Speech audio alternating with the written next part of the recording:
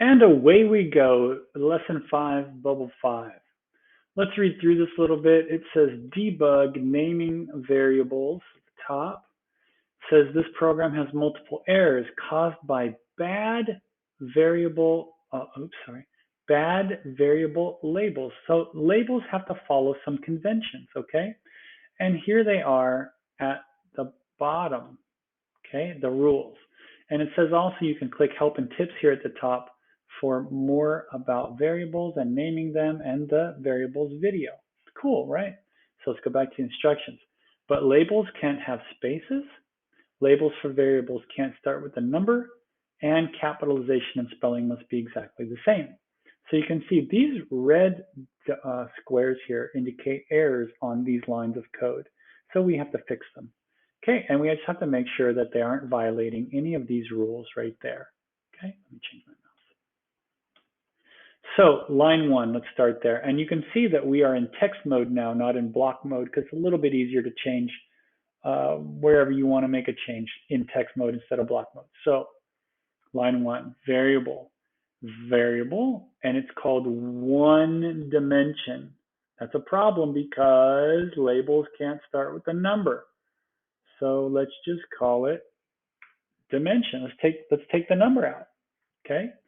Then says there's a possible error in line 2. It says variable y location.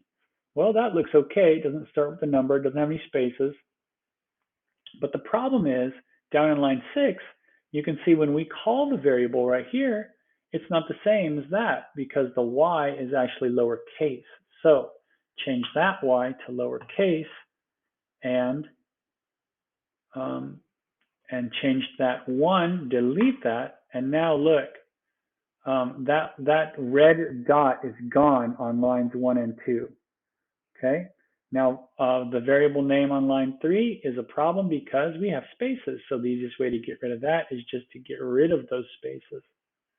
So it just says size of circle with no spaces, and make sure that where we call the code down here also, that there are no spaces there. And one more time, there and there. And now see all the red dots are gone because all the names of our variables in lines 1 through 3, they don't violate any rules. And also down below, when we draw the ellipse and use the variables, those variables are the exact same names as the ones that we did in lines 1 through 3. Okay, so if you want to see it in block mode, boys and girls, check this out.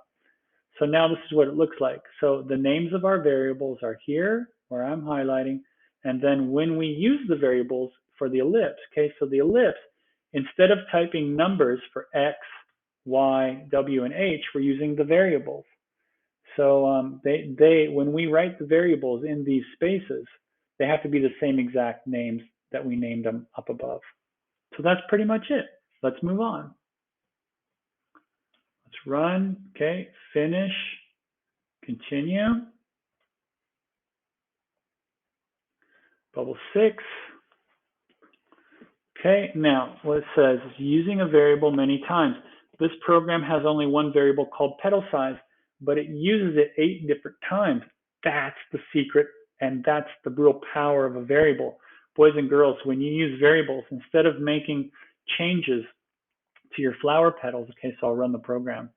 So instead of making 4 separate changes to 4 different ellipses, if you're just using variables to control the size of these red petals of the flower, you can just make one change at the top, and then it affects all. See how petal size is being used? The name of the variable called petal size is being used in all of these ellipses in lines 9 through 12 as the width and the height.